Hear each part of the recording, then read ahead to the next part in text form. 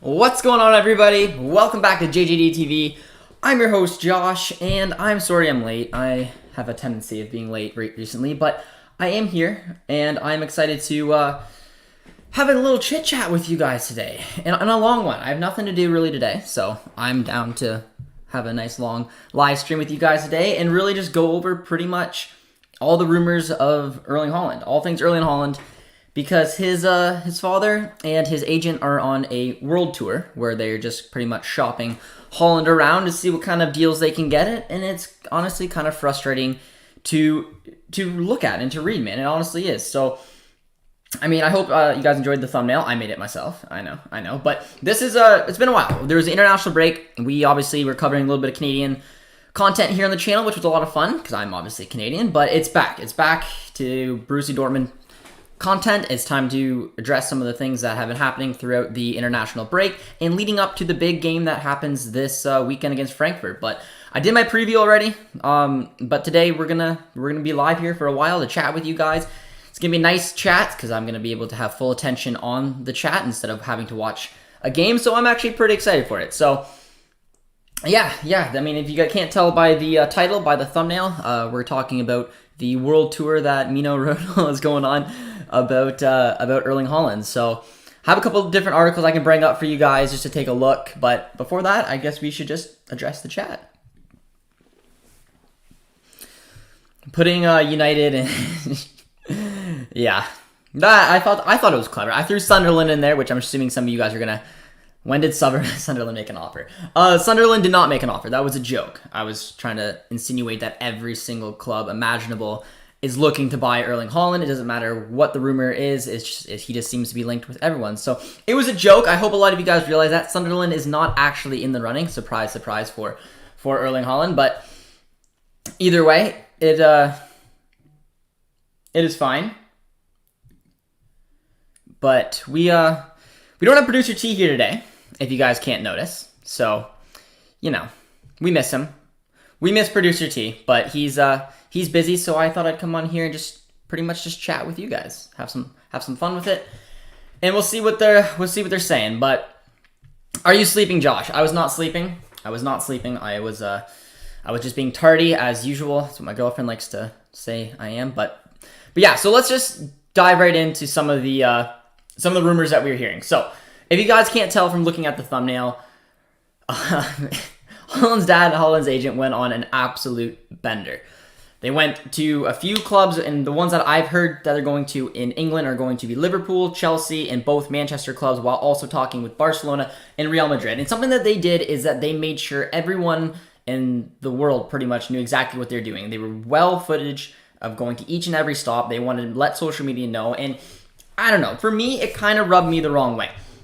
It rubbed me the wrong way for a couple reasons. I would love to hear your guys' take on it. But the reason I didn't like what's going on right here and pretty much publicly shopping Erling Haaland around is the fact that the season is not over. We have a huge league game coming up. On top of the fact that we are playing Manchester City in the quarterfinals, and they are one of the teams on the list. So it just, to me, it's rubbing me the wrong way, the fact that they're doing this now. They're going to shop. They're making sure everybody knows, hey, take a look at my hot prodigy. Look at Erling Haaland.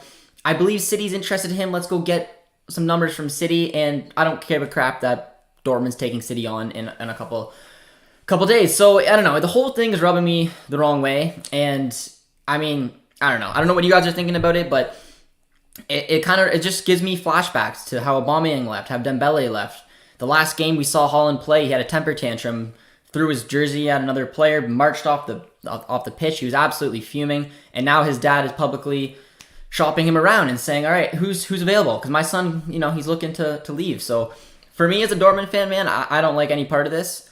I'm not a big fan of it, and I guess we'll see what's going to happen. So I'd love to hear what some of you guys had to say about it, but Bai says that Haaland at Sunderland would be interesting, and I agree. It's a pretty legitimate rumor. Super Joshua Kimmich says, hello. You skunk United in the thumbnail like we wouldn't notice.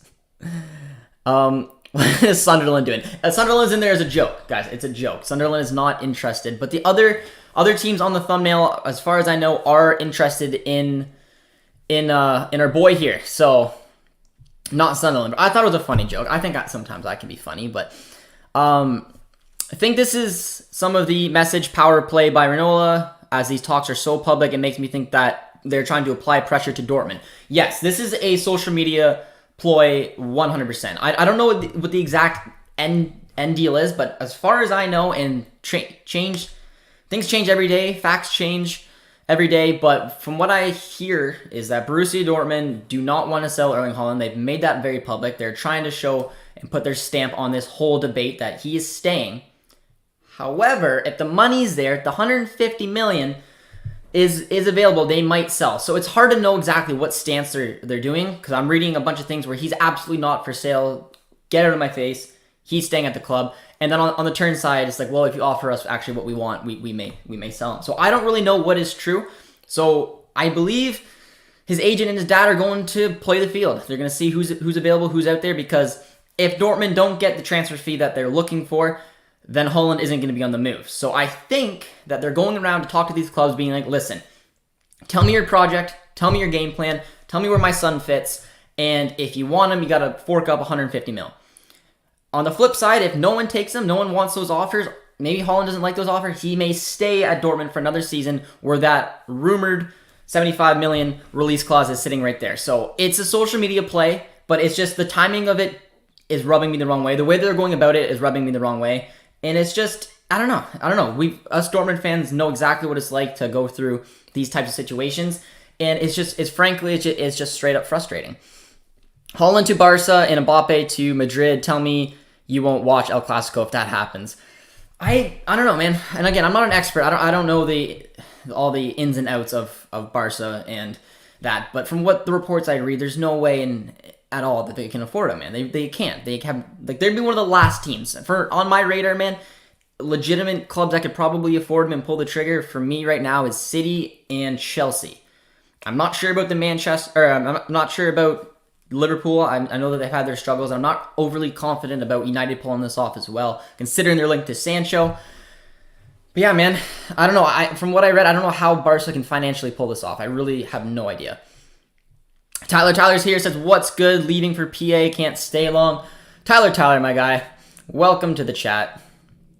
Ugly thing to do from his father, already talking to other clubs. Maybe we'll sell him to City, and he went to Spain for nothing. Dugu from Salzburg is our new striker. You mean Daka, I'm assuming, but yeah, I don't know. Again, guys, I don't know what the play is. The whole situation is kind of strange. It's all over ESPN, which is obviously a football outlet that I like to watch, and it's the talk. It's a huge move, but Ronaldo knows what he's doing, man. And so does Haaland's dad. They want to make a play.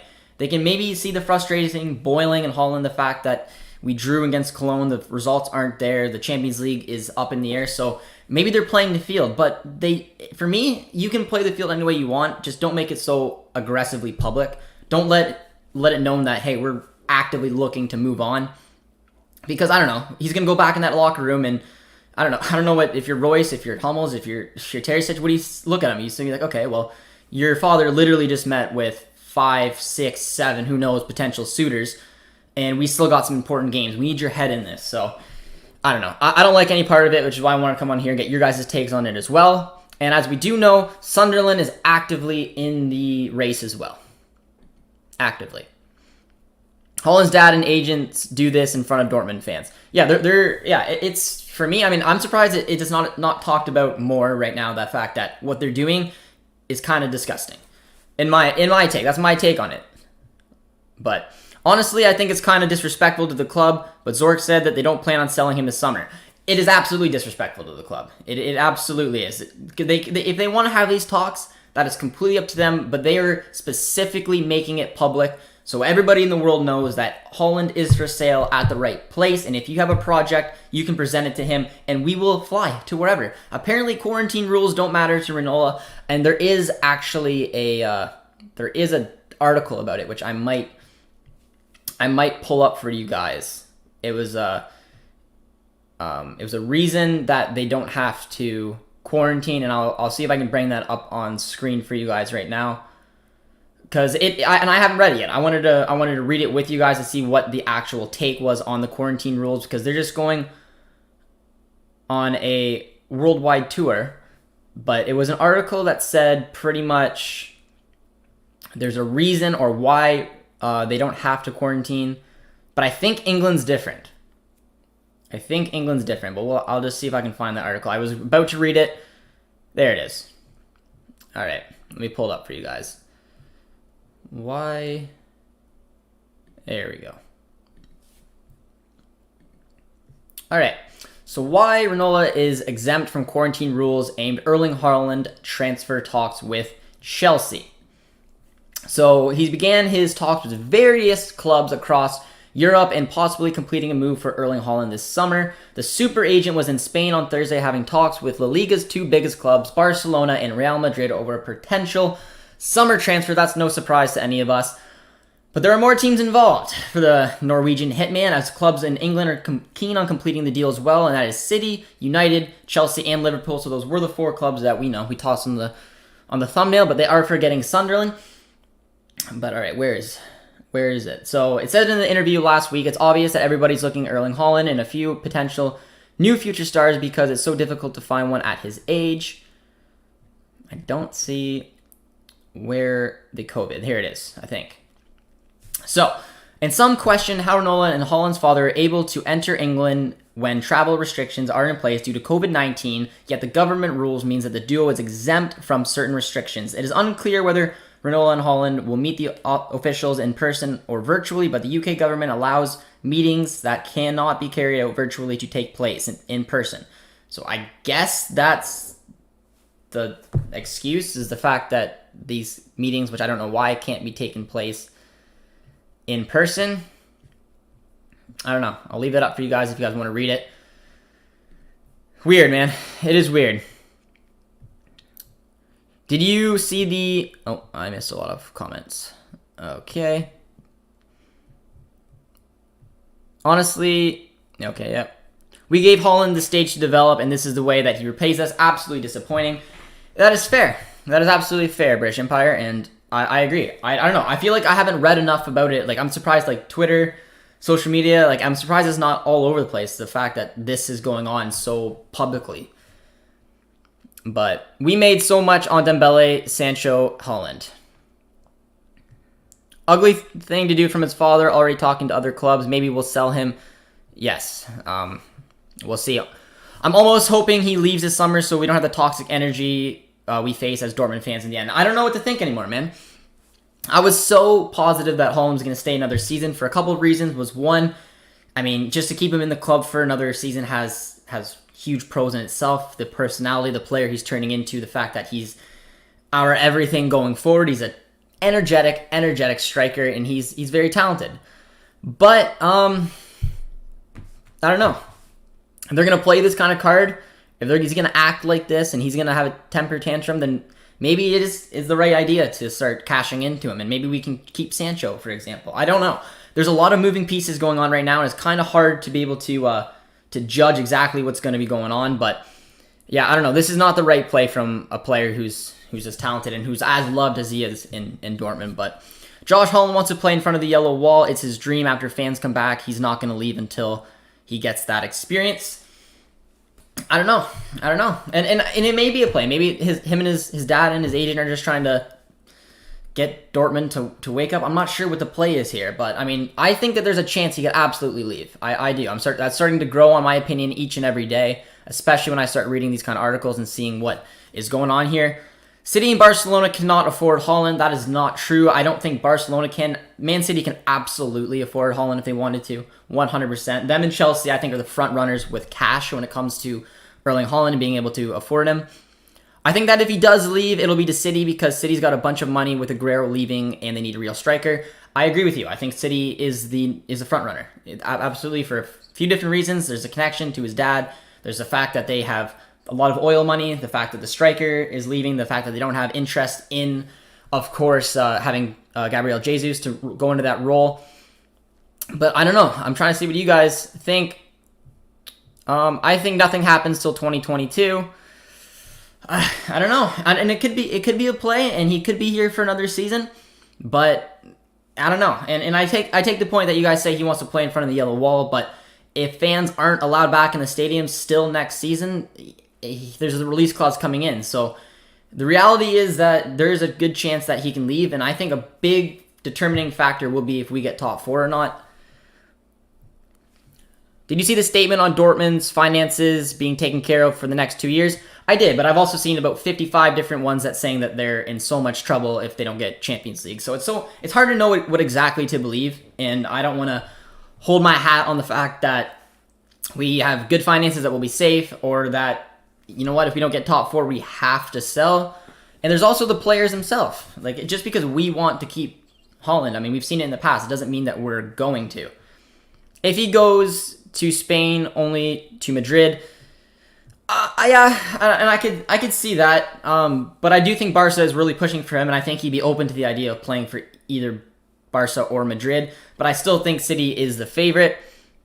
If he goes to if he goes to England, City will be his first option, but Erling, will stay till 2023. I don't believe he'll stay to 2023. I think he will. I think there's a 50% chance he'll leave in the summer, and then a 100% chance he'll leave in the following summer when his release clause is there. I would sell Sancho. I would sell one Sancho or Haaland.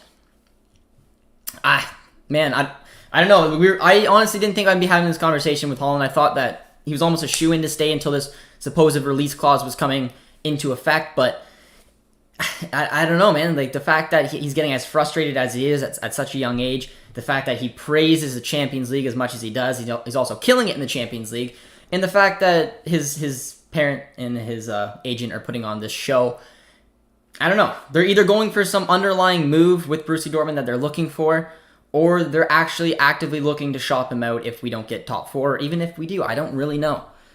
His attitude is like Balotelli, so I don't think he may suit well with Pep.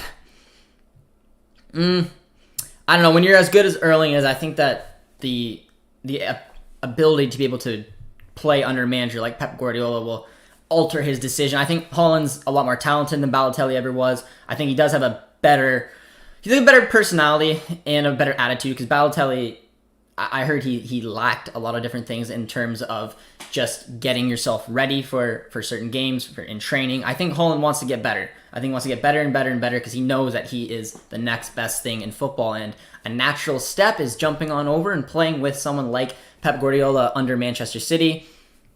As a Bayern fan, I want Dortmund to keep him for another season so we can get him next season. They already ruled out the fact that Bayern will not be going for him, so that is good news all around. Julian asked, what would we do with 100 million, Josh?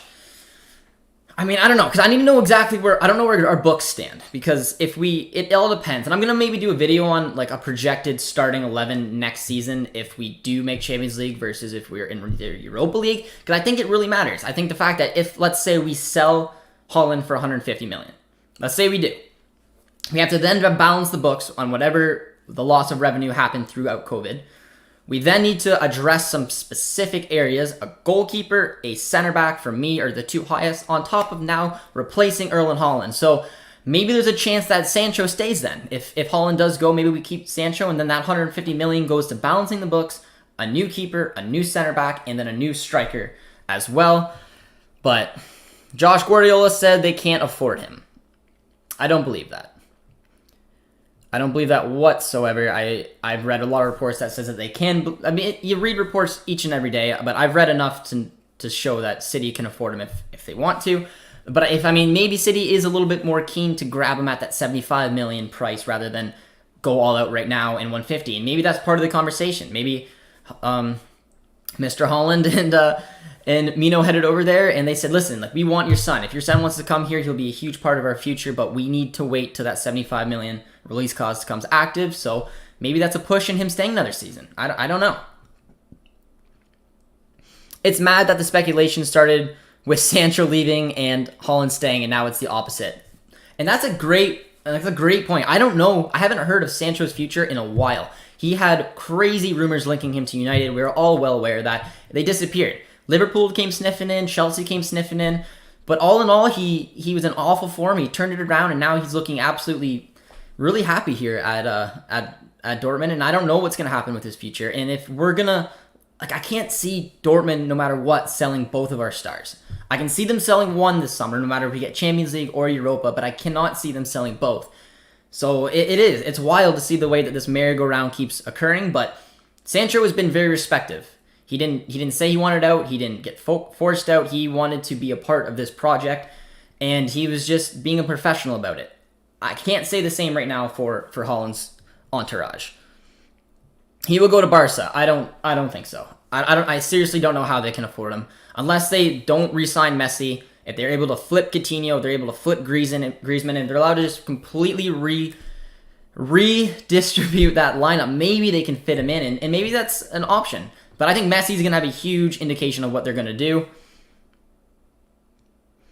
You do a good job, Josh. It's not easy to answer all these questions. It's not. I'm not coming here pretending I know what's going to happen. I'm not saying he's going to stay, he's going to leave. I'm telling you what I read, and I'm giving you my opinion on the situation. But I appreciate that, Fan TV. I don't know. I don't know. I'm trying to give it a fair evaluation, but this is a huge, huge power play, and I don't know what the end goal is. I really, honestly don't. I legitimately think that they just want to go to each and every situation to address them, and so they can make a decision. And that Manchester City hypothesis I had was actually a perfect one, because let's say, because I don't know, but I think if they really wanted to, I think City could afford him this summer, but let's say that they can't, and they're very keen to sign him on his release clause. They tell their entourage that. They say, go back into Dortmund, light it up, play in front of the yellow wall, have another good season, and then we will buy you 1,000% on the release clause. Or maybe they're saying we want you now. I think those are the conversations that he's having with all of the different clubs. So Erling Haaland has a decision to make whether he wants to stay this season or go. On top of the fact that we have the rumors of Sancho, and we have the rumors of a new keeper, and then a new center back, and of course COVID is just screwing every club. So it will be very, very interesting to see what happens with him. Where are we? We can play two strikers up front. No. Haaland already said he's not going to Bayern. He already said, well, not Haaland, but BVB said that he's not going there, so I'm not worried about him going there. If he goes somewhere, it won't be Bayern. I 100% agree. I would sell Bellingham. I don't know if I would sell Bellingham. I think Bellingham's got a few more seasons with us. I think he's still developing as a player, and I think it would really hurt his growth as a player for him to jump ship now.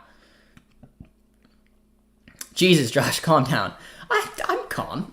I think I'm calm. I'm just trying to give you guys my thoughts, and I want yours. What do you think? What do you think the power play is here between Mr.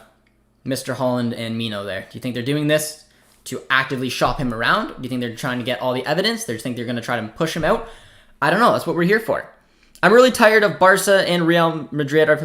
I'm sorry. I need a sip of water there. Okay. I'm really tired of Barca and Real Madrid artificially kept in the top of the logic. I want the best. What's the point of following football then? I hate saying it, but I hope he goes to City. Well, I take your point, because for a long time it was the peak of all peak was to go to Barca or Madrid. But I mean, I don't really see it anymore just because of the money in the Premier League. I feel like a lot of the times now that's kind of where a player is looking to go. So I mean, I don't have a preferred destination for Haaland. I really don't. The only thing I want is for him obviously not to go to Bayern. So I don't think that's the case. I have a feeling that he will go to probably, if I had one pick, man, I'd say it's City. It just makes the most sense. I think now that the tables have turned, I can see Sancho staying because he is committed to us. He's doing all the right things. He's been excellent in the media. He's been excellent on the field. He's turned around his form. He's kissed the badge, baby, like right there. Look at that. Mwah. He's done everything he possibly needs to do to make a Dortmund fan absolutely love him. And I thought his future here was done. I thought Dahoud's future here was done. But he's proven us wrong, and I don't know what the future is going to have in mind. But Erling Haaland and the movement that his entourage is doing is starting to tell me that it's not going to be here with Dortmund. It's reported that 180 million is asking price from Zorc and would even consider a transfer this season. Yep, and I read that too. And it's just funny because I hear reports being like, he's absolutely 100% not for sale. The stance of Borussia Dortmund is that he will play for us next season. However, if you're willing to pay the big bucks, we're willing to sell him this summer. So it's a very mixed signal I'm finding from Borussia Dortmund anyways. So I don't know. I don't know what to say, because everyone's like, well, Josh, he stated that he's not for sale. It's like, yes, at not a ridiculous price. So only time will tell. Only time will tell. Yeah, you could, but why would you? You'd have to take the position off the field somewhere, and Bayern... Okay, that's about the Bayern one. Catalina's here. Good morning, Josh. Hope you're doing well. I'm still in touch with Zork, and he's already informed that they're not signing anywhere. Catalina, you have a good heart. You have a good heart, but the evidence is out there, the fact that Haaland could potentially move on this summer. Absolutely. I love the enthusiasm, but there is a good chance he can move on. There absolutely is, and I'm not sure exactly why the entourage is doing it right at this specific timing, because if you look at our schedule, man, this is arguably one of the most important weeks of our season. It is. If you look at any other game in this season while we've lined up with someone, we are taking on Frankfurt. It is 4th versus 5th. If we win the game, we are within 1 point. If we lose the game, we're 7 points out of a Champions League place. So it is a do or die kind of tie, on top of the fact that we got the quarterfinal game against everyone but, we're against City. And I don't know, it just doesn't make a lot of sense to me why he's doing it now. Haaland already bought a house in Spain. Roman, I'm not sure where you heard that from, but I'd like you to elaborate. I'm not sure if you're joking, but I'm assuming you are. I don't want Haaland to play for oil clubs. Well, he already played for one of the Red Bull organizations, so... Well, now I'm going to regret buying a Dortmund shirt with Haaland's name on the back instead of Sancho's. Hey, that's why I said we need to figure out what Dahoud's future has in mind before I go out and buy our Dahoud kit. I figured it out. Ronaldo wants to raise for Haaland and will stay Bundesliga. The 2022 Bundesliga comes to Dortmund. I feel like Dortmund honestly would give him a raise no matter what if he really wanted it. We've seen it in the past. There's no reason, I believe, to sign Sancho to that extension, because he didn't even sign an extension. They just basically signed him on the same term deal, just with more money. So I think Dortmund is open to doing things like that, but their hands are kind of tied. If that release clause is as legitimate as it seems, there's nothing you can do. You can give Haaland more money, but what's the point? During COVID, why would you go out, give Haaland more money just for him to make more money for that one season, hurt the club more financially, and then lose him on the release clause, which is half of what he's worth? So there's a lot of different factors to take into consideration here. I personally think that, either Haaland got fed up and said, find me a new club. His dad, his agent are like, well, he's the hottest property in the world. You saw how frustrated he was. Maybe it's time to start getting some numbers up there and kind of push it on Dortmund. But, I don't know. Only time will tell. Terzic knows Haaland, so he will stay. I don't think it's that straightforward, my man. Who will be the striker if Haaland leaves? I'm assuming we would go out and we'd purchase another striker. Malen, for example, comes to mind. Jovic, I think, would be a good little look. It would be a weirdly different team, man. Weirdly different team if Haaland was to leave. Actually, I don't see how Sancho would stay next season. He's been playing a role of grateful guy, but he absolutely wants to go back to England. Haaland departure won't change anything. And that might be the case. And again, that's why I said I don't have any input really on Sancho, because the Sancho rumors have been very quiet of lately. They really have. But I do think that Sancho is a good guy. I really do. And I think that he honestly does enjoy his time here. But it doesn't seem to me like he's going to be putting up much of a fuss to go back to England. So if Dortmund don't want to have a bad look, which is, I think, losing both of the stars, they may push Sancho to try to stay another season. But man, anything is possible. Anything is possible, and the COVID impact has not helped us whatsoever.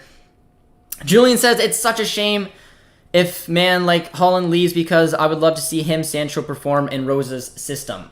I would too, man. I would too. But, there's a couple big things to consider, man. And this weekend is going to be absolutely insane, because it's going to really have a determination factor whether we get top 4 or not, man. If we lose to Frankfurt this weekend, that is a steep mountain to climb back up into top 4 when you have already locks of Bayern and Leipzig, which go Leipzig, by the way, this weekend. And then you have Wolfsburg with an incredible form. And then if you have Frankfurt, who just took out Dortmund on the weekend, it is going to be absolutely insane to see what we can do there. And that, again, will totally change what this team looks like next season if we only end up in Europa League football. If we have a Europa League football, I'd say Sancho and Haaland are probably leaving. And again, this is nothing I heard. This is just speculation from myself.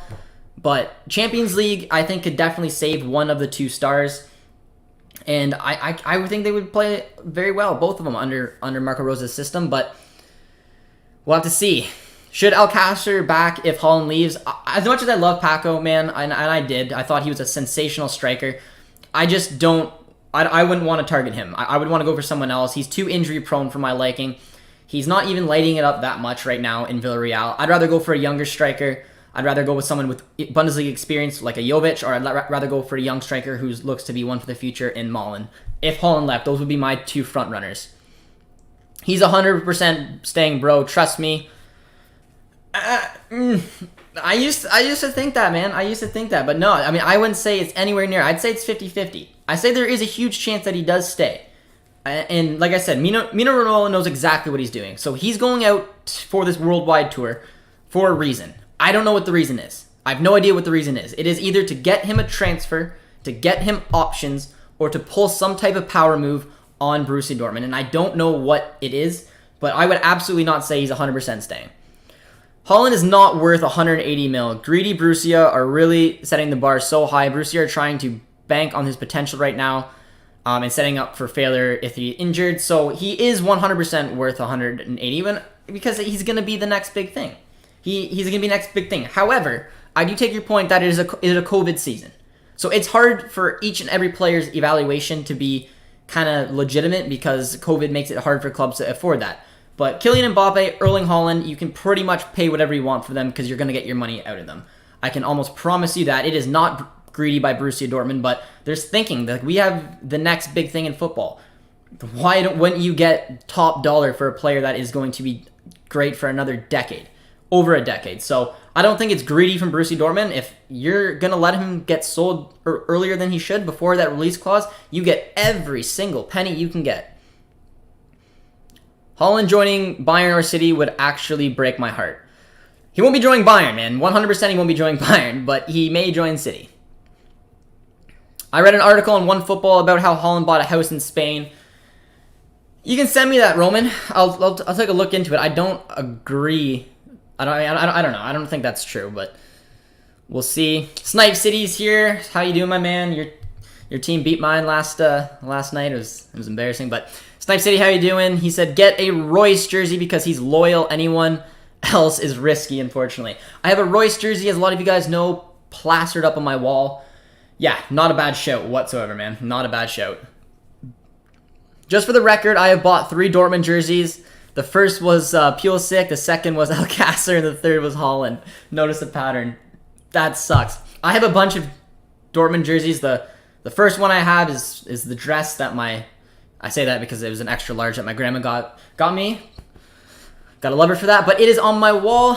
Dortmund sent me a Royce jersey. Dortmund sent me the home kit with no name on it. And I have, I think, 3 other kits with no name on it because, yeah, I mean, I was so close for so long to wanting to get an Aubameyang kit.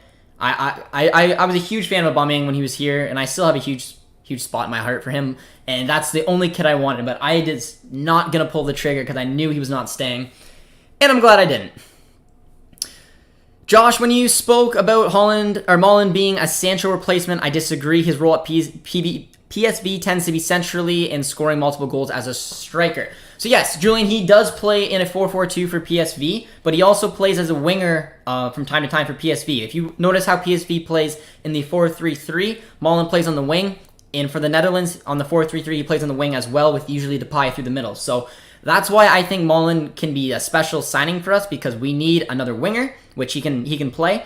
And if Haaland does leave, or if Haaland is injured, or if something like that happens and we need someone to step up for a striker position, Malen is your guy. So that's why I've continuously kind of put my ring in the hat for Malen. But I am a big fan of Luka Jovic as well. And I think if we sign a player like Luka Jovic, I think that he would probably commit himself to being our striker for the next 5 seasons. Because I'm kind of sick of this merry-go-round of strikers and getting attached just to be disappointed. I mean, Aubameyang wasn't really a merry-go-round striker, but he was kind of a fluke. He came in to be a winger. He decided to play up as a striker because of his pace and turned into be one of the most lethal strikers you ever find. But after that, you saw so many strikers come in and out of this club, and it's looking like another one may happen. But I think Luka Jovic tried a club like Real Madrid, didn't work out. I think he likes playing in the Bundesliga. I think he's comfortable here. And I think Borussia Dortmund would be a logical step, and he would fit into Marco Rosa's system pretty well. And I think he'd be our striker for the better part of 5, 6, 7 years. Haaland will stay at Borussia Dortmund because of high asking price, will go to 75 next season. Yes, but that is an excellent point, but that is the debate. You have 6 clubs in Sunderland looking at Borussia. No, I'm kidding. You have 6 clubs right now who are looking at Erling Haaland, right? So that's easy math. 6 clubs are in the ring. Out of those 6, I don't know how many can afford them. I really don't. Let's say 4 reasonably can afford them. Let's say all 6 can afford them for the 75 million, which they probably could. But let's say 3 or 4 can afford them right now for the 150 to 180 million.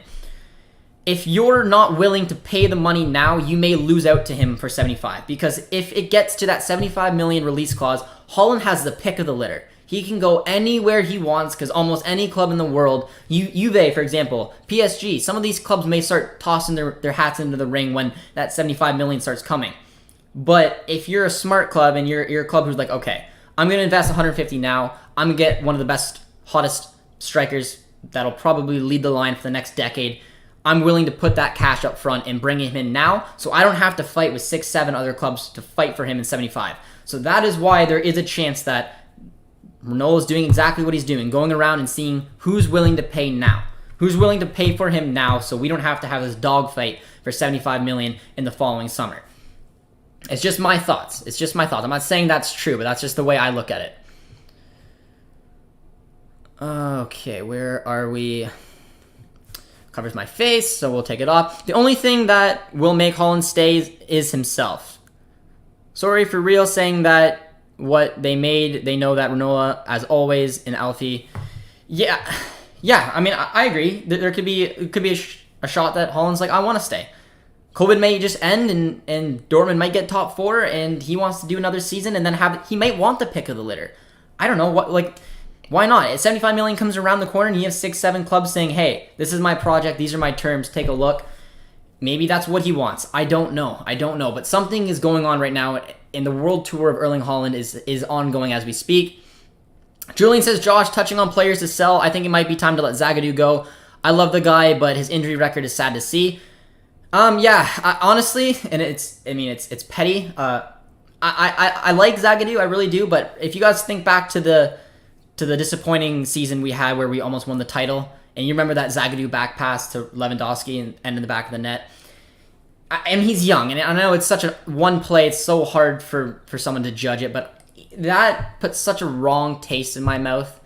I loved that season. I was convinced that was our season, and it's not Zagadou's fault. We played terrible in that game, but yeah, that was just one point. Zagadou, in my opinion, is a center back who is known to make mistakes, and on top of the fact that he's very injury prone. So considering that we just signed another young left-footed French center back, I wouldn't be against letting Zagadou go. However, we are so short on center backs right now. If you let Zagadou go, you need to replace him, and you need to replace him properly. I do like Zagadou, and hopefully if he's able to get his injury issues on track and start growing as a center back, then I have no problem keeping him. But we can't keep having the man go down like this. It's not good for his career. It's not good for ours. Maybe it's a league thing. I'm not sure, but we are such a shortage on center backs. It's hard to be like, okay, let's sell Zagadou. But Julian, I totally take your point. Pep said 180 million is too much. Yes, but that's the negotiation bargain. It's just because they say 180 does not mean that. I mean, for example, it could go for 150, and that's what City may be able to bite on, and that might be what Dortmund is willing to sell on. That's just a negotiation tactic. Why would Pep say, you know what? 180 is perfect. That's awesome. Let's not negotiate whatsoever. 180 is the way to go. It's all mind games, man. It's all mind games, because if Pep is saying 180 million is too much, well, now Raiola got to be like, okay, well, that's actually our first choice. That's where Haaland wants to go. 160?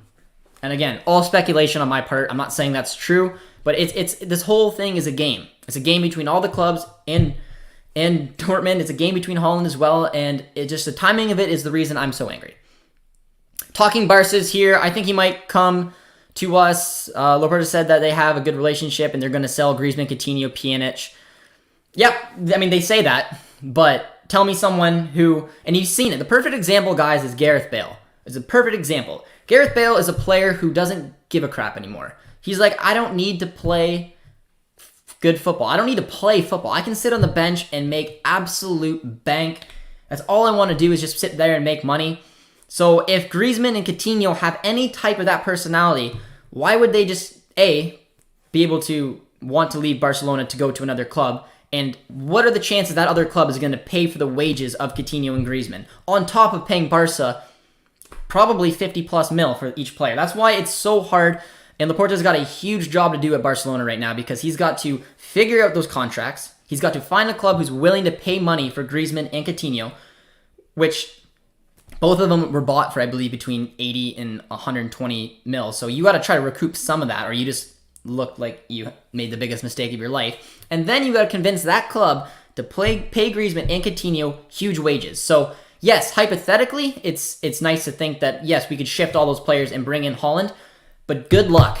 Laporta's got quite the task to do, trying to flip over this dead weight he's got going on in Barca, and I don't think he's going to be able to do that in time to be able to go for a run at Haaland. I really don't. If anyone wants to pay $200 million for Haaland, then they can have him. Jovic is a good shout. What about Andre Silva as a Haaland replacement? He has the same output this season at Frankfurt. Well, Andre Silva has been one of the best strikers in world football, and I really like Andre Silva, and I wouldn't be against him. I just have a feeling that Jovic would fit our system more than Andre Silva was. Andre Silva's always played as a secondary striker with someone, or, well, he's played in a two-man front line. When he played at FC Porto, he played in a 4-4-2. When he went to Milan and struggled, it's because he was playing in a 4-2-3-1, 4-3-3. And now he's back at Frankfurt playing in a 3-4-1-2. So I don't think his game really matches what we're going to be playing, because I think under Marco Rosa, I'm almost positive under Marco Rosa we'll be playing in a 4-2-3-1. And Jovic is very good at playing as a lone striker. He's done it many times, and I think he'd be just a bit of a better fit. However, like you said, Andre Silva is one of the best strikers, and maybe he can adapt his game. I don't know. I'm only buying a Royce and Moukoko jersey. I'm getting a Dahoud jersey if he stays. Next season, 100% if he stays. Would you prefer Andre Silva or Jovic? Could you try a Marcus Thuram and turn him into a striker? I'm not a big fan of turning wingers into strikers, so I would not look at Thuram whatsoever, and I don't think we're going to get him due to the fact that, he's at Gladbach, and we don't have the best relationship with Gladbach right now. I would still go for Jovic for the reasons I said. I think that Jovic would play better in a lone striker kind of role than Andre Silva, but, I mean, if you're able to get either or, I wouldn't complain too much. The clause is not 75 million, it's more than 100 million. Supposedly, guys, this is all supposedly. I've heard so many rumors that it's over 100, it's less than 100, it's 75. The most consistent one I hear is that it's 75. But yeah, I don't know. I don't know what the actual one is. I don't think anybody really knows, but hopefully it's upwards of 100, because then we'll just get more for him. That makes it nicer, but I don't know what it legitimately is. City is not going to spend more than 75 million on the transfers. Yeah, they will. They absolutely will. If they have the opportunity to get a good deal for Erling Haaland, they will drop the bank, man. They are a club that has the potential of winning a lot of silverware this season. They have a ton of money. They're losing their main striker. It all makes sense. Agents is here. What's going on, my man? And we have Andre Silva and Moukoko up front. Big brain. Yeah, but again, guys, I still don't think Moukoko going to be our starting striker next season. I really hope he's not our starting striker. He's too young to be leading the line. If we sell Haaland, we need to replace him and still help with Moukoko's development until a couple years' time, then he'll be able to take that role on, hopefully, for himself. Haaland will not end up at Bayern. Haaland and Sancho will come to United and will become the Manchester Galacticos. That is not true. That is not true. They cannot afford both, for sure. Okay, where are we? There's a lot of comments here.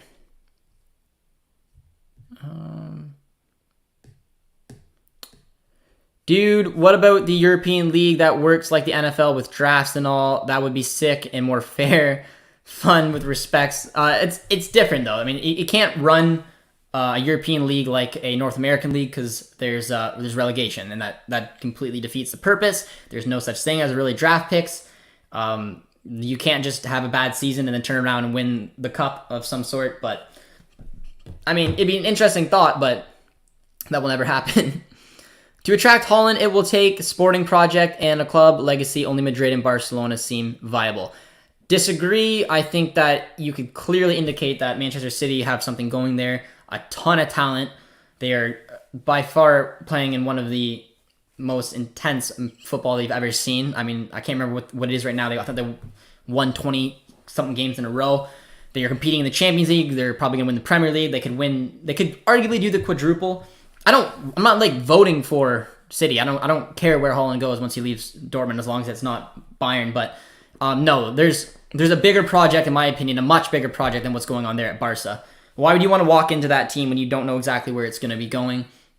Just a new president coming in, which is a good thing for Barca, but I still think they're a few seasons off competing for the big prizes.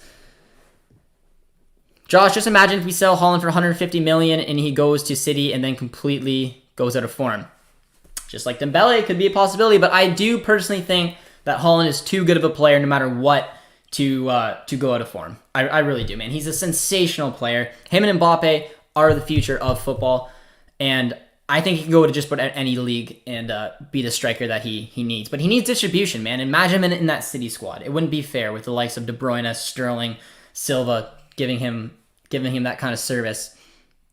Guardiola, I don't think we will buy a player for the prices that are surrounding. We can't afford it. Tuchel, the race for Haaland is constructed from the outside, aka the media. Guys, and it's all speculation. I mean, that's what they're saying, but there's meetings that are very, very well publicized right now of Ronaldo meeting with these people. So I'm not saying that people are gonna sign him, but 150 million for someone who's gonna be one of the best strikers for the next decade is not a bad deal, no matter if it's COVID or not. And I think that they're gonna play with it, but it's all a mind game. It's a beautiful thing about transfers is Guardiola, Tuchel, Barcelona, whoever is looking at him is going to have to play some type of mind deal to try to get the best deal possible.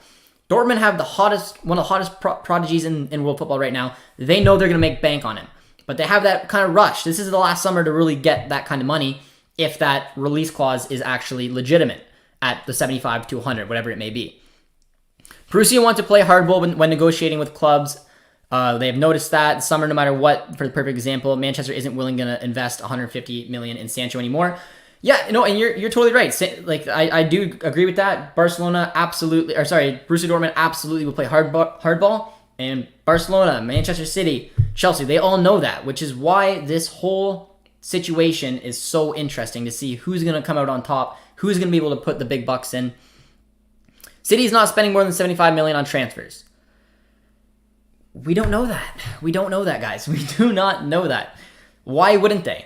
You're telling me that a club who arguably could win 4 different trophies this year, on top of the fact that they're multi-million dollar club that has got so much money to back them, that they're not going to drop 75 million on Haaland? Not buying it.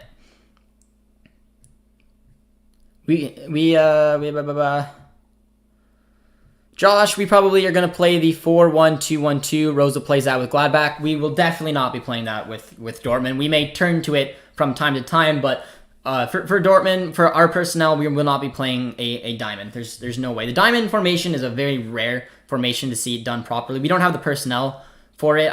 And Rose's preferred formation is the 4-2-3-1, which perfectly suits the personnel we have. So that's definitely what we're going to be doing. But I do take it in certain games, just kind of like how Favre goes into the 3-4-3. I believe Marco Rosa's secondary formation will be the diamond, but I just can't see them starting the majority of their games like that. Josh, after the Macedonia game, I don't want Timo Werner anywhere near Dortmund. He needs 30 chances to score 2 goals. Yeah, that was painful to watch. That was definitely painful to watch. And I don't know what... I can't imagine that Chelsea does something like that to offer Werner in a deal, but... You know, crazier things have happened. What wide forward should replace Sancho, Josh? You guys know my opinion, and it's Mullen. Again, just very versatile. Can play as a winger, can play as a striker, and I want him for that little bit of a versatility that he has. But I don't know. I'm gonna have to take a look. We're gonna do a big transfer video because there are other good wingers out there that I could talk about. But for me, I just like that versatility. I'm so sick of Dortmund not having a backup striker, and it's been going on for the better part of a decade. It really has. So having Mullen, who's fantastic on the wing due to his pace, and he's played it already for PSV in the Netherlands, and then coming in as a striker is a good option. Timo Werner could win you the Bundesliga. Core, I disagree with that. Josh, did you hear that Moukoko might be out for the whole year? That is a huge blow for his development. I did hear that. It absolutely sucks. He didn't play a single minute when he went with the U21s. There was obviously some indication that there was an injury, and it seems to be a pretty heartbreaking little development there for Moukoko. But he's a fantastic young footballer. He'll come back, and I'm not too worried about his development because he is a very good. Oh, I didn't mean to go on screen. My bad. Thoughts on Collins? I'm excited to see him. There's reports that he's gonna come up and start training with the first team, and I'm very excited. I mean, there's nothing more that you want to see as a Dortmund fan than start developing these young players. So, especially young center backs. So yeah, I'm very excited to hear that he's gonna be coming up. I don't think Dortmund will win the league for at least 5 years due to their current form. Well, the thing about form is it changes from year to year. So I mean, I wouldn't say that they're not going to win it within 5 years. I don't think there's any way for us to know exactly what's going to happen within the 5-year time zone. But, I mean, potentially, you could say next season they're not favorites. But anything can happen, my man. Anything can happen. Real's getting Mbappe for sure, so Haaland can go where he wants. Okay. We're going to skip on over these. Raiola is going around offering Haaland as if he was sloppy seconds. Yeah, I don't know. I don't know exactly how to think about it, man. I really don't. I don't like what's going on right now. It's not a good look for anyone, and especially, I'm not that critical about Haaland because he is pretty much the only reason we are even in a fight for Champions League. I love what Haaland's done to this club. I absolutely do, but the fact that he is going around and having temper tantrums after games, which is his age, it's fine. The disrespect he did to the Cologne player, I wasn't a fan of. And now his agent and his dad are going around shopping him around very, very publicly. Yeah, it is kind of hard to see. Raiola is the type of person who likes it when people criticizes him. He feeds off of it. Man. He's good at what he does. Werner is rubbish. Martial is way better. Martial is no better. They're about equivalent to me. But Martial had a great season last season, as did Werner. But both of them this season have been very poor. Martial is considered good, but never scores. Yeah, I like that. That's why he exposes himself in the media. Roman says Sancho will not be playing in Man City games due to his injury. Yes, he will not be. He's looking to be coming back for the second leg, which will be interesting. Hopefully he is able to make that because it sucks. Absolutely sucks that he was in such good form before he went down with that injury. Marco Reus needs to score. Yes, he does. Marco Reus absolutely needs to score, man. If you looked at our goal charts right now, you would see that Haaland is number 1 with 21, followed by Sancho with 6. We need to start getting some goal-scoring areas from different players on the pitch, man.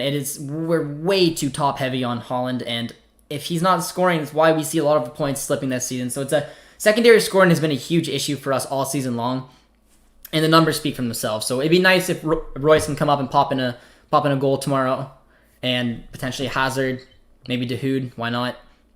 They usually switch into the diamond formation. That's why we want Moliner Depay. That's why Dortmund are waiting for Rosa transfers because he doesn't want to play a single coach before. You put up a great point. So I've said multiple times, guys, multiple times. I'm actually kind of excited because I'm a huge fan of Memphis Depay.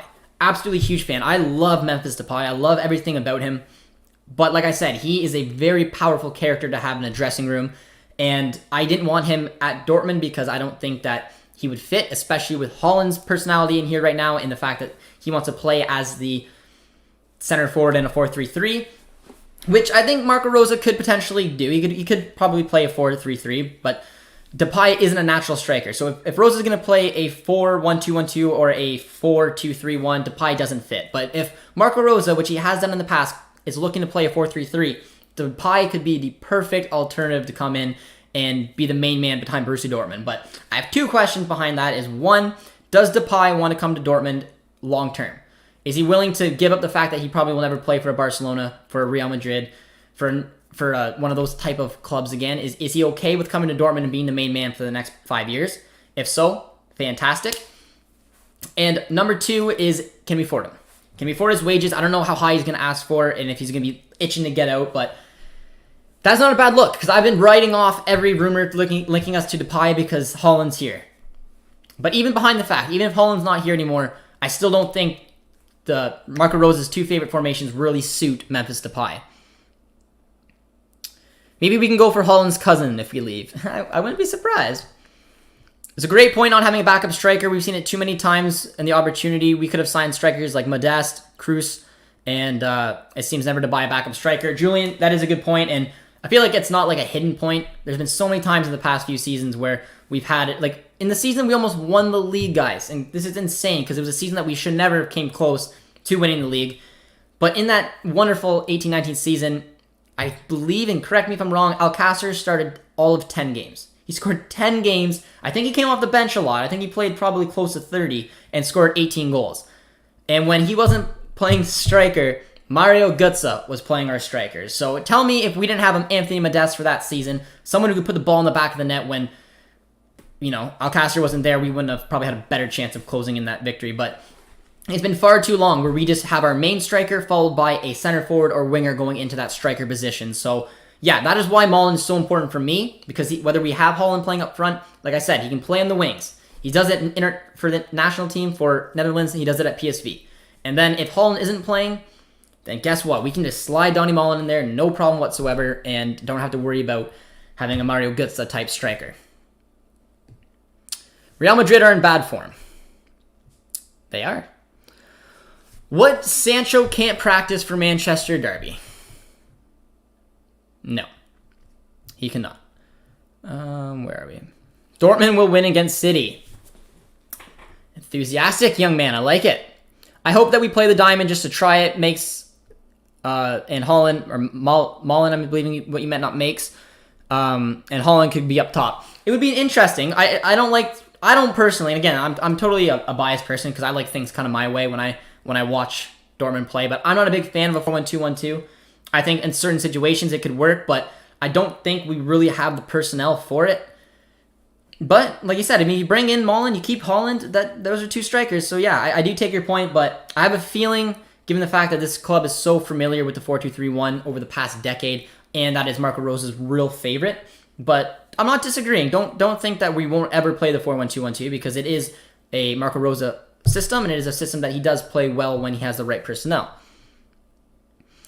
The way we play makes Haaland score the most. Terzic plays passed ball to Haaland equals goal. Yeah. Don't like the way you're disrespecting Martial. He's levels above him. I wouldn't say that. And I'm not disrespecting Martial. Timo Werner scored 28 goals last season. That's a sensational number of goals. And Martial had a great season, for me, very surprising season. He had 17 in the Premier League. So those are two players who had fantastic seasons last season. Both of them are underachieving this season. That's all I'm saying. You would ask me, no matter what, I'm not, with no disrespect to Martial, I preferred Werner. However, this season is starting to make me look at Werner a little bit differently. So, I'm not trying to disrespect them. I think they're very similar type of players in the way that they're inconsistent. Martial's a great winger, but not a goal scorer for me. I can agree with that. Which is why I thought last season was so impressive. He scored 17 goals.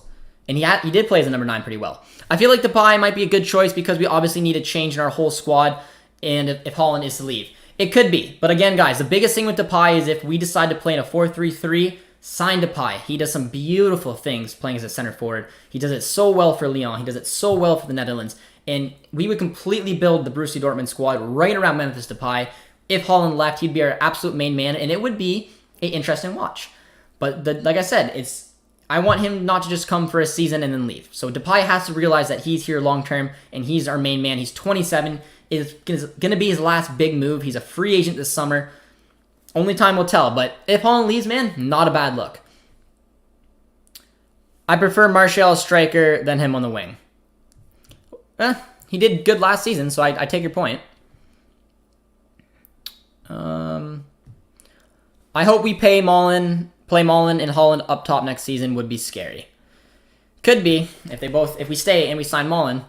Striker needs to score goals. Martial is not doing that. Yes, but he has not been playing as a striker this season, I don't think. Don't forget last season, Josh Hazard and Brandt false 9 times was awful. Yeah, that was the point I was trying to make. When we don't have a striker playing, we constantly throw in a center attacking midfielder or a winger to play striker. How many times have we seen Royce, who the odd time will play well as a striker? Brandt always plays terrible as a striker. Hazard doesn't do much. He does a lot of running. And of course, Götze played there, who didn't do too bad. I mean, he had 7 goals. It was in a title competing season. But yes, we need a backup striker 100%. He's a snake. We developed him just for him to do shit like this. I don't know if this is Haaland's doing, if this is his agent. I'm assuming it's Mino's, man. I don't know. We got to see how this develops. I just thought it was such a wild story, and it's why I wanted to come here and discuss it with all you guys, because it's just, I don't know, it rubbed me completely the wrong way. Haaland to Leeds. Yeah. Do you like the 2014-15 kits the best of all time? My favorite Dortmund kit. Let me bring it up on screen for you guys.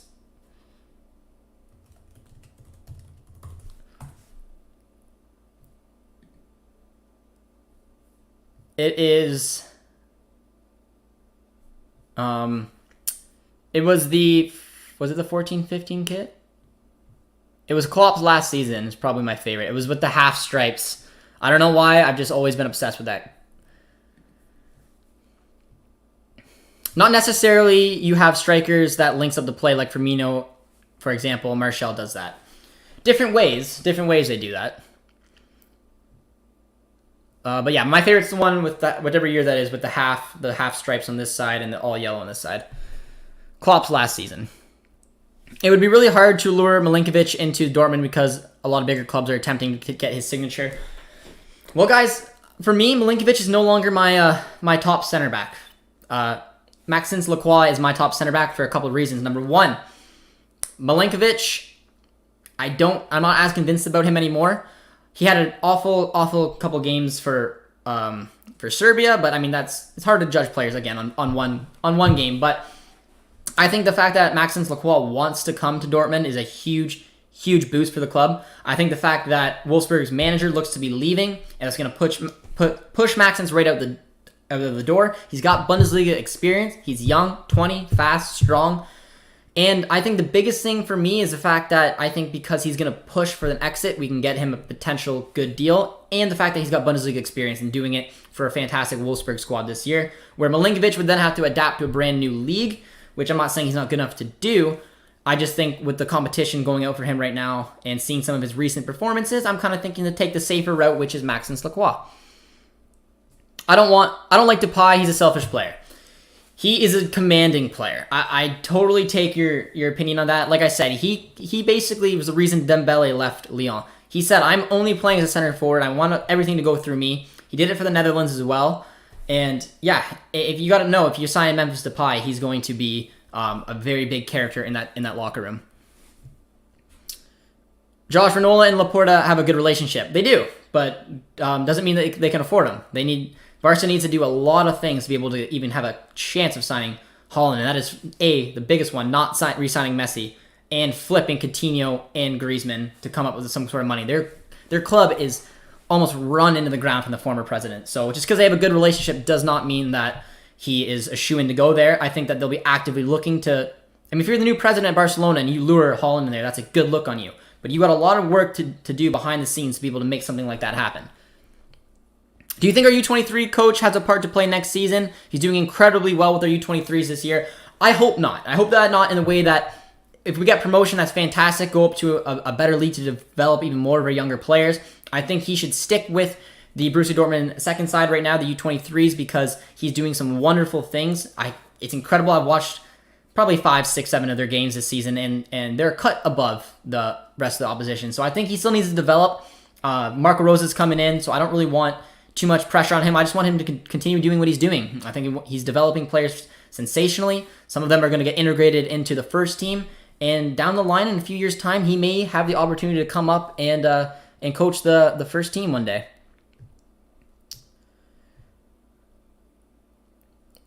It's also a good thing. It's good, G-U-D, good. It's also a good thing that we sell Haaland as well, and we can fix our squad. Depends how you look at it. Götze wasn't a great striker, but we have to admit he was a pressing machine because of the lower teams. Julian, that's an excellent thing. And he had good numbers, man. I think he had 7 goals, 7 assists in that season playing as a center forward. We mostly played in that 4-3-3, sometimes 4-2-3-1. And Götze played, in my opinion, better when he played in the 4-3-3 when Royce wasn't playing.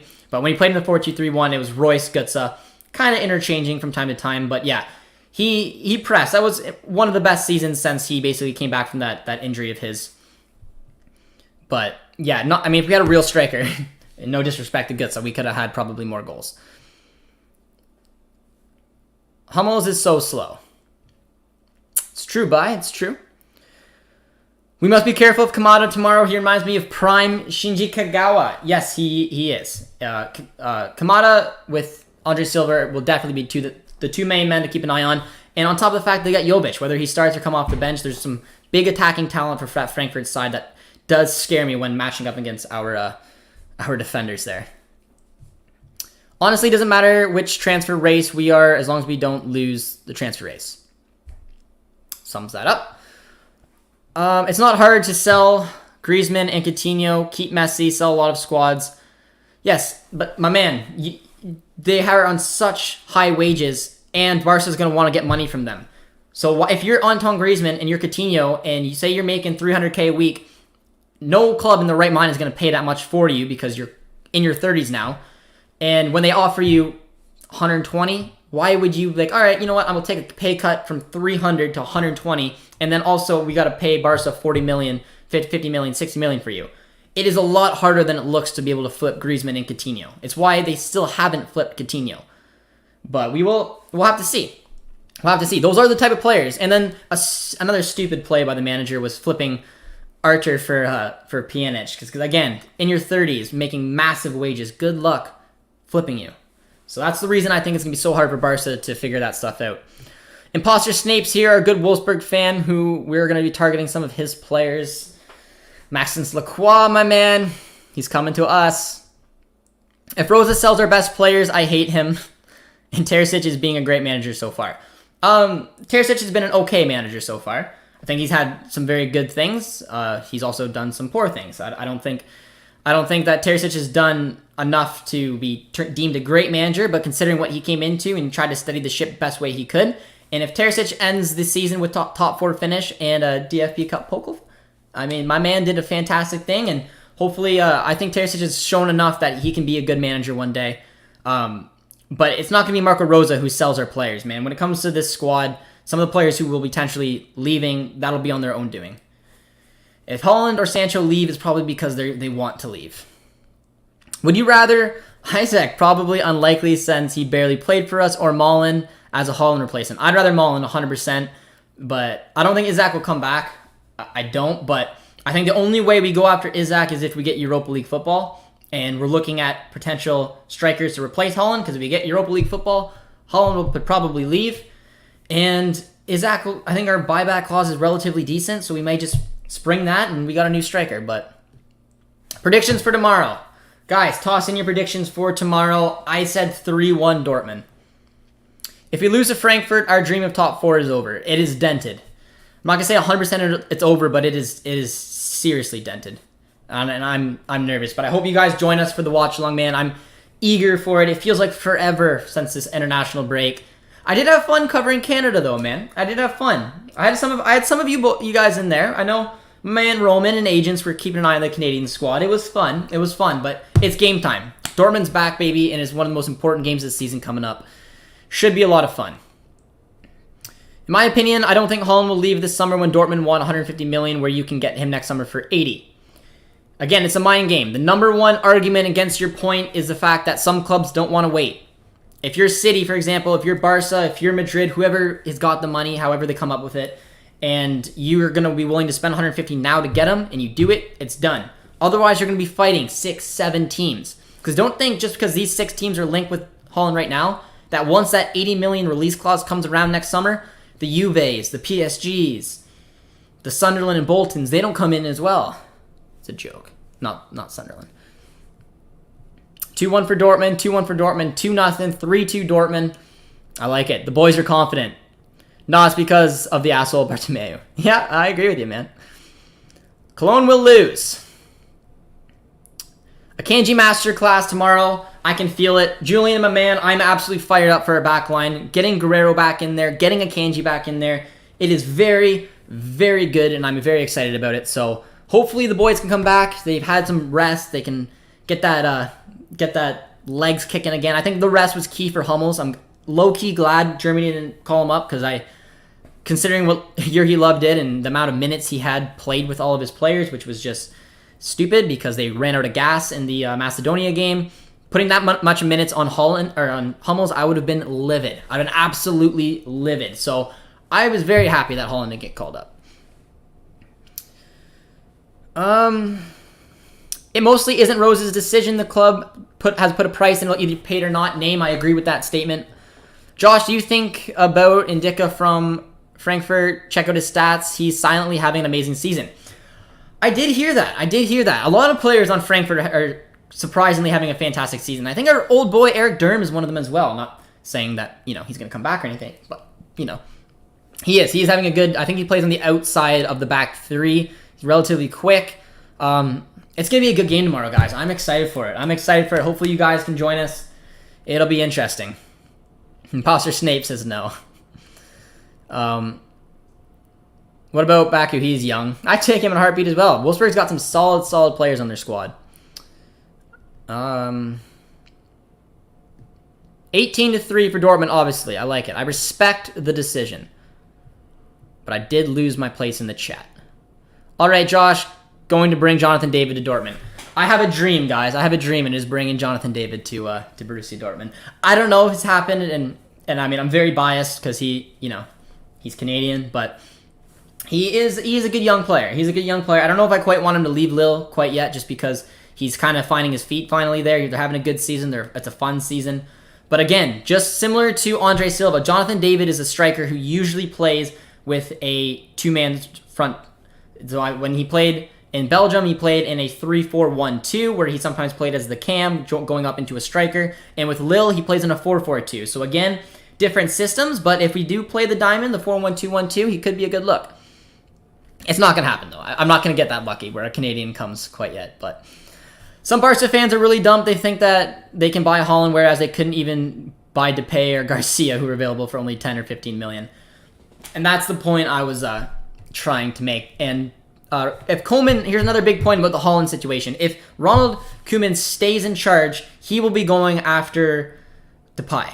And Depay is going to have huge wages, man. And I think Depay arguably would go for Barca over Dortmund, because Depay's got a huge ego. He thinks he's good enough to play for Barcelona, and he probably wants to play with Ronald Koeman, who's had some sensational work with. So, yeah, I bet you Depay has a good shot at ending up at Barcelona, which will probably mean Haaland will not end up there. We're at home. Yes, we are, my man. And we've been linked to... Guys, I want you to all comment right now because I think it's funny. And we're going to be doing our transfer tier list because I'm excited. But we've been linked to, I'm not even joking, probably 10 different keepers. Which one do you want to see Dortmund sign? And look at other people in the chat and, try to make it like a little extended, because there's a long list. I could probably list 10 different keepers listed at Borussia Dortmund, and it's absolutely ridiculous. A solid backup keeper if no one is gold. Season decider tomorrow. You betcha, my man. And we're going to be right here covering it with you boys. I miss Guerrero so much, man. Tired of seeing Schultz, but Meunier plays. I don't know what that's going to be. I have a feeling Meunier is going to play, but hopefully Emre Can starts at right back. But I don't know about the issues with injury with him and Mirai, but we'll have to see. Josh, love your content. Talking Barca, my man. I appreciate it. Absolutely appreciate it. Love the support you guys show on the channel. Drop a like. Anyone who's watching right now, drop a like. It helps with the YouTube algorithm. Helps with the channel. We do have a sponsor now here on the channel. I haven't told anyone who the sponsor is quite yet. I think we're gonna rock it out on the live stream tomorrow. But we had someone reached out, liked the content, wanted to become a sponsor here on the channel. So yeah, very fun to see. Because there's love and support from you guys. If BBV solve their defensive problem, I promise you, we'll win a lot of the tournament because they are good at attacking. Yes, they are. They definitely need to solve their defensive issues out, and hopefully bring in someone like Maxence Lacroix to work alongside Akanji. Hummels would be a brilliant start.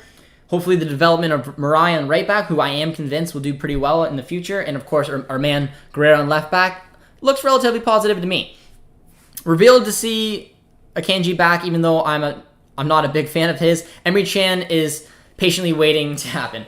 Chan will play anywhere you want, man. You want to toss some striker, he'll go there. But I'm rooting for him to start at right back for tomorrow's game. FootyX HD is not confident at all. Man, there's a lot of comments. You guys are killing it.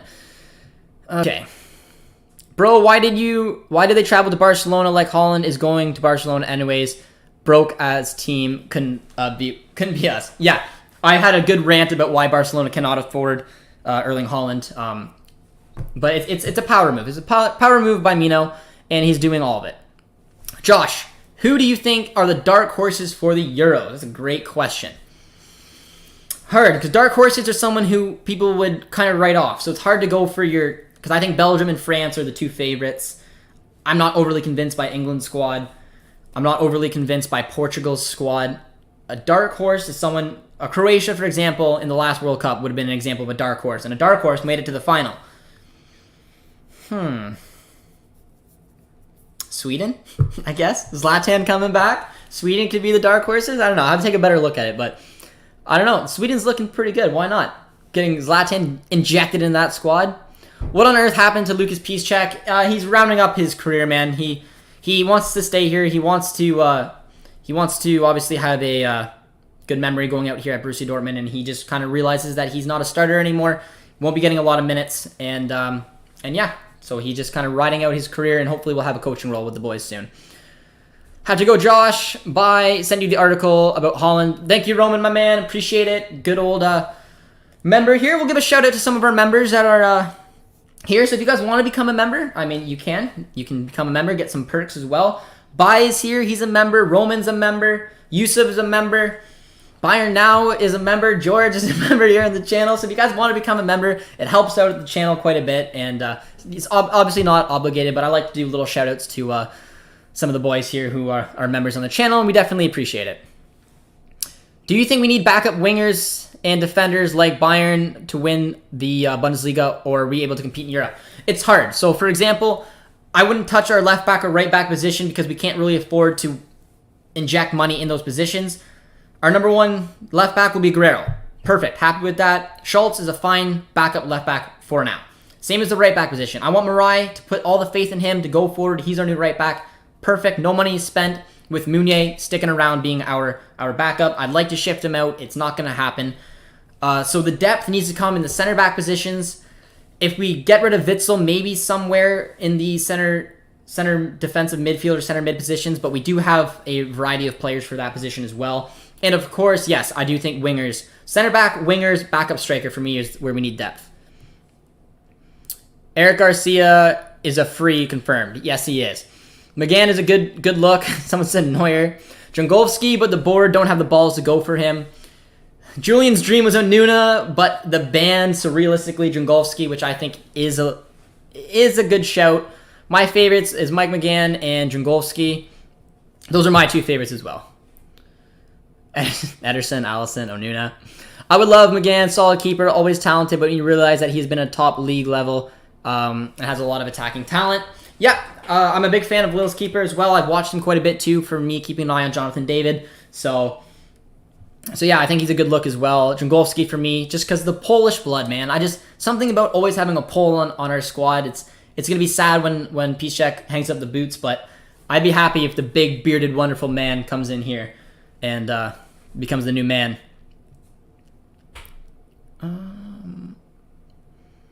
Where are we? Newell, yeah, I don't think that'll happen. Just because, the Schalke history. Marai is back, BBB. YouTube posted a training video saying he's back. I hope, man. I hope. And if he's back, then Marai's starting at the weekend 100%. Then Chan, and then Meunier. Take Henderson, give us Sancho. I don't want Henderson. I went on a big rant as to why I don't want him, but BBB or Newell as well. Yes, that won't happen, man. There's no way we go for a ex-Schalke keeper. Not a chance. Even though I do think having the German vocabulary will be very helpful for being a keeper, being a commanding keeper, but no. Royce hasn't scored since December, man. He needs a goated performance tomorrow. And what a time for it. What a time for a goated performance. It would be perfect for him to be able to come up, be strong, have a huge say in the way that this game is to be played. So I hope Royce comes out here with a massive performance. Why would Lacroix leave, though? It's like Wolfsburg coach will leave as they made top four. So yes, I saw your comment on that. So obviously Wolfsburg had a fantastic season. They're finishing top four. However, like most reasons coaches leave, there is a dispute with the board. You've seen it many times, many times. Thomas Tuchel is an expert at it. He loves picking fights. Why would Thomas Tuchel leave after winning us a cup, getting us some fantastic performances? It is because he had an argument with the board. The rumors are, from just what I heard, that Wolfsburg's manager is not getting along with the board, not getting the direction he really wants, and he's going to be potentially leaving at the end of the season. Maybe my man Snape would know a little bit more about that, but that's what I read. He's also been linked to a move to potentially take over at Gladbach. And with that, with him walking out the door, Lacroix says, okay, like, arguably without the manager who took us to this heights, Wolfsburg may not repeat that next season. He's looking at Borussia Dortmund, looking at the fans, looking at the club. He's comfortable in the Bundesliga, and he wants to make that next step. So that is the reason. So that's why he would leave, because his manager would leave, and his manager, even though having a sensational season, is not getting along with the board. Josh, I'm from Macedonia. My man, how big was that victory for your guys' country? I'm sure that would be pretty cool if you were any Macedonian fans out there. The keeper at Lazio is good, and he is young. Strakosha is decent. I mean, he's a Europa League purchase. So if I do my video of comparing what the team might look like next season with Champions League versus Europa League, there's a hint at what kind of keeper we would be looking at. This is insane suggestion, but since Schalke are relegated, maybe I mean, Julian, I take your point, but I just don't see the fact that we'll be going after any Schalke players. Not even, I mean, Matthew Hoppe, for example, would be the number one option of a player that someone in the Bundesliga may want to go to, but I don't think Dortmund will be touching any Schalke players, in my opinion. Strakosha, yeah, decent player. I like him. Don't mind him. It would be an excellent purchase if we end up in the Europa League. And Marcel Schmelly, our boy, he's same boat as Piszczek. Riding his beautiful career out in Dortmund, knowing that he's not going to play, but huge legend here at the club, and will hopefully be having some type of role with Borussia Dortmund going forward. Bai says, Josh from Europe, if not German, then who? Josh from Europe, if not German, then who? I think, Bai, you're asking who my European club would be. So as you guys know, my background is Germany. It is a huge reason why when I used to play FIFA back in the day, I liked the Bundesliga, because that's where my biggest background does come from. So Germany 100% is my European club. They will be who I support in the World Cup. Unless maybe Canada's in there. I mean, I don't know. You'll have to see. Or in the Euros, it's Germany. It absolutely is the Nations League. Germany is my nation when it comes to Europe. But if you're asking me, if you already knew that, and you're asking me, if not Germany, then who? I like Belgium. I like Belgium's players. I mean, we have 3 of them. But I mean, in a World Cup, like I said, it'd be Canada. But if you're asking specifically in the Euros this summer, if Germany doesn't win the Euros, then who? I'd maybe want to see Belgium, just because I don't think they've won it before, and they're a good team, and 3 of our boys could potentially walk away with the Euros. So why not? I think Italy are dark horses more than Sweden. That's a good shout. When I think of dark horses, I don't think someone who generally wins something, which is why I said Sweden, which is why I said Croatia would fall under that category. But yeah, it depends the way you look at dark horses. When is your collab with esteemed company? I heard that the England manager is going to pick Lingard over Grealish and Sancho. Our collab is going to be Monday. I believe, is what we were talking about. I'm not sure exactly if it's going to be... if it's going to be a preview, combined 11, I'm not sure exactly what the content's going to be, but it should be on Monday.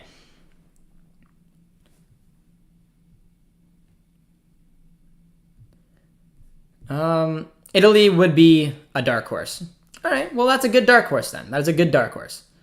Grealish at BVB. No. Josh, you should look at Thauvin. He is a free agent and was great in 2018. He's still a great player, man. He's a fantastic player. He's a winger. He's good. He was linked with Bayern Munich for a while there as a replacement for Robin. He had very poor injury troubles, but he is a fantastic player. Does always done well for Marseille.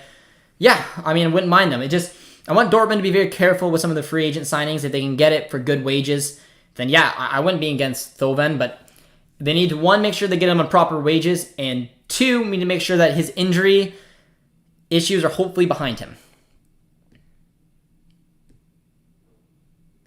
Josh Fist.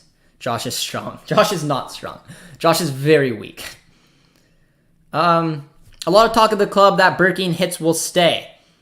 I hope not. I hope not. I hope Berkey will get shipped out and hopefully pick up a starting job somewhere else, and Hitz will stay to be a backup keeper to hopefully Dragowski, my main man. Although people say that Royce has had a bad season, I do not agree. He's had 13 assists and 6 goals so far. What is your opinion? I wouldn't say at all he had a bad season. He brings so much more to the squad than you realize. A very vocal personnel. When you can tell when he's in the front four, front three, whatever it is, play a little bit different. He's a real leader. He's had his exceptional touches. There's been a few beautiful plays that only Marco Reus can do. So I think he's had a 7 out of 10 season, is my opinion. What do you think about Chelsea, friend? She has a boyfriend. His, your guy, the guy. What do you think about Chelsea, friend? She has a boyfriend. His, your guy, the guy, huh? Not sure what you mean, my man. Bye, you're gonna have to elaborate that. Josh, will you collect the album for the Euros? Potentially. I got some Euro cards back there that Sebastian sent me, so big shout out to Sebastian. To this day, I'm confused about what's Royce's best position. Before the injuries, his best position was as a left wing, left mid, and his best position today is as a center attacking mid. He lost his pace, but he's still such a sensational player when it comes to having that football IQ that makes him so special. And his best season, in my opinion, ever was that 18-19 season when he was playing in a 4-2-3-1 as a center attacking mid. Josh, I forgot to say something. What do you think about Doan? He's a left-footed youngster with a good shot. Same goes for Nico Gonzalez, who can play as a striker. I've mentioned Nico Gonzalez a few times on the channel. I'm a big fan of him. Same reasons as Mullen. He can play as a winger. He can play as a striker. He can play as a false nine. And he also plays for the Argentine international squad. So he's got experience of playing with some of the toughest players in the world to play with. I'm looking at Messi. So yeah, I rate him more than Doan. I don't rate Doan that much, but he's got a lot to prove, and hopefully he gets a shot at if Armenia goes down to go for another squad. Maybe like a Bremen, maybe Hoffenheim, something like that. Which player makes your top 7 for the best BVB players this season? My top 7. Making me work for it. Jeez. I might end with that question. Remind me. Before I end the stream, I will give you current form of the season, my top 7 players. Do a house tour, okay? Maybe for the members. Maybe for the members on the channel, you'll get a house tour. We'll see. Doan is such a Dortmund type signing too. Yeah, Julian, I agree with that. Wait, Josh, don't you rate Grealish? Oh, I absolutely rate Grealish. I said he won't be going to Dortmund. I think Grealish will go to a Tottenham, Arsenal, maybe United type thing if United doesn't get Sancho. But yeah, I rate Jack Grealish, and he should be in the England squad before Jesse Lingard should. Honestly, as good as Wolfsburg is, I want them to lose a lot for us to finish third. We will not finish third. There's no way we'll finish third, in my opinion. I think that we'll be lucky to finish top 4. Josh, do you think Sancho should make the Euros 100%? He'll be a starter for that England squad, in my opinion. Can you do a video if we sell Sancho and Haaland this summer? What we would do with the cash? I think so. The video I'm going to have out for you guys is going to be a starting 11 for Europa League football versus Champions League football. And that'll give you a good indication, because I can tell you right now, if we sell Sancho and Haaland, it's because we finished in the Europa League. So you'll get a look of what I would do with the money to reinvest it and make my squad look the way it will for Europa League. And then I'll do one for the Champions League. So I'm excited for that video. It should be kind of fun. Bayern are not going to win without Lewandowski. Thank you for reminding me. Robert Lewandowski's out for 4 to 6 weeks, something like that. So, boys, I'm sorry, but I'm sorry for all the Bayern fans. I don't ever wish an injury on a player. I would never wish an injury on Lewandowski, especially this season. I feel very bad for him because he was going to potentially break one of the hardest records in German football. He was, and he still may break it. However, that kills Bayern season, in my opinion, man. It absolutely does. He is so good at what he does. The number 1 striker in world football right now. And now they're going up against Leipzig at the weekend, and if Leipzig wins, they're within 1 point of Bayern. On top of the fact that now that Bayern have to play the next who knows how many games without Lewandowski. And then they got more football on top of that, playing in the Champions League tie against PSG without Lewandowski, man. This, if you're a Bayern fan, it's scary. And this is the problem with having one striker. Yes, you have Choupo-Moting, but arguably they'll probably play Gnabry up front. That's probably what they're going to do. For me, man, this kills Bayern's season, but they're Bayern. They will probably figure out a way to at least win the Bundesliga, but I don't know, man. I'm hoping for Leipzig.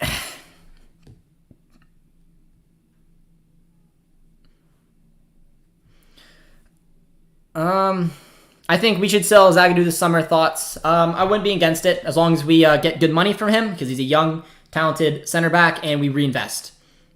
Josh, you contacted any Man City content creators for a collab? Yes, we are doing one with a Esteemed Company on Monday. Should be a lot of fun. I'm looking forward to it. Steven seems like a fantastic person, so it should be pretty fun.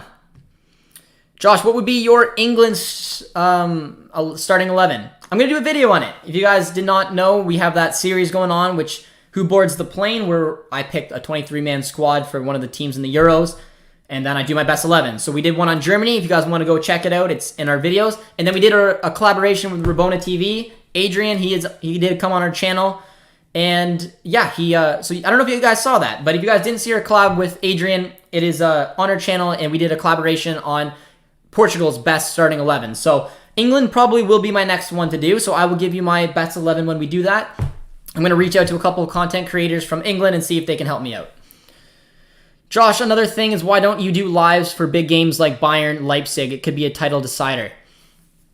I don't know. I don't know if you guys wanted to see other live streams like that, and I absolutely could. I'll probably, for the rest of the season, I'll probably maybe do the Europa League final, maybe do the Champions League final with you guys, get our Dortmund fans' thoughts on what's going on. So it would be a good one. This weekend I got like 5 days off, so it's fantastic because it's a holiday here in Canada. So it's pretty cool to see. Yeah. So I'm busy actually, otherwise I would maybe do it. And George does Bayern watch alongs, so I don't know. It's his, and it's hard to do watch alongs without Bayern because those are some of the big ties, but I don't know. We'll see. Maybe closer to the end of the season we can do something like that. Wow, Josh, your smile is so satisfying when you remembered Lewandowski was injured. I didn't want it to come off like that because I do actually feel bad because the record he was going to break would be one of the most challenging ones in football, especially German football, to break. So I didn't mean it with any disrespect. I don't ever wish a player an injury. I just meant that he is so important to that Bayern squad, and they're going into a crazy run of games. It is wild. It is wild to see how they're going to be able to cope without it. Will Choupo-Moting start? Will Gnabry? My vote's on Gnabry. Only time will tell. Maybe Muller can go up front. He's played there before. Josh, it would be interesting to do a Euro preview. I will. I'm going to do my predictions for the Euros. Probably once the season comes to a close, before the Euros start kind of getting the hype up, I will do my predictions video. So definitely will be doing that. It's cool. It's very cool to have the channel like this because you guys know we're a Borussia Dortmund channel. We cover everything Borussia Dortmund, but during the international breaks, I try to cover the German national team and the Canadian national team when I can. And then in the summertime, I'll be just basically talking about transfers for Borussia Dortmund, which you guys better believe there's going to be a shitload of rumors coming this summer, man. There's going to be a lot of them. So we'll be covering everything Borussia Dortmund transfer-wise, and I will be doing a lot of the Euros. I'll be covering Canada as well in the Gold Cup, World Cup qualifying. So the content is endless, which is very fun. It's why international content makes it fun. I like that I can cover my national team. I can cover Canada. It's been a lot of fun. And I can also cover Germany, which is my European nation, which is a lot of your guys's as well. The ties to Dortmund, yada, yada, yada. So the content should be a lot of fun. And yeah, hopefully we can do some collabs with some fun YouTubers as well. Reach out to Thogden. I would, man. He's a huge YouTuber, though. I don't know if he'd ever take a look at my call, but you never know. You never know. Maybe Thogdad. I work my way up. But Catalina says, with Lewandowski injured for 4 weeks only, he's got no choice but to concede Champions League top scorer award to Haaland. Liverpool's Diego Jota, the Portuguese magician.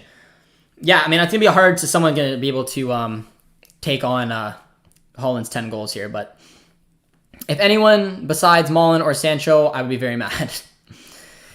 Jurgi Love wants to win the Euros. He needs to bring back Hummels, Muller, and drop Werner. yeah, Muller and Hummels, yeah, I totally agree.